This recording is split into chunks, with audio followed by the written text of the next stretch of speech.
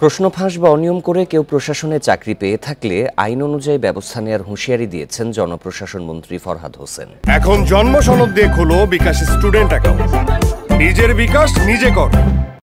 দুপুরে সচিবালয়ে এই হুঁশিয়ারি দেন তিনি।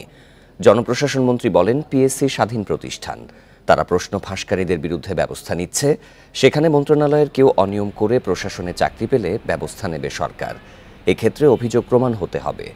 গ্রেপ্তার সৈয়দ আবেদ আলী কোনো দলের হয়ে কারো নাম বলেছে কিনা, ষড়যন্ত্র করছে কিনা তা খতিয়ে দেখতে হবে। ফরহাদ হোসেন বলেন, আদালতের স্থিতাবস্থার কারণে কোটা বাতিলের নির্বাহী সিদ্ধান্ত বহাল আছে। পাশাপাশি বিষয়টি এখন আদালতের। এখানে আদালতের আদেশের বাইরে এখন নির্বাহী বিভাগের কিছুই করার নেই। জনদুর্ভোগ সৃষ্টি না করে আন্দোলনরত শিক্ষার্থীদের ক্লাসে ফেরা উচিত বলে মনে করেন জনপ্রশাসন মন্ত্রী। যদি কেউ সেটি করে থাকে, সততা বা প্রতারণার আশ্রয় নিয়ে থাকে, অবশ্যই সেটি ব্যবস্থা যেটি আসবে সেটি অবশ্যই চাকরিতে যারা নিযুক্ত হবেন সেক্ষেত্রে তো কিছু বিষয় রয়েছে এবং তারা যথাযথ প্রক্রিয়া অনুসরণ করেই কিন্তু চাকরিতে তাদেরকে আসতে হবে।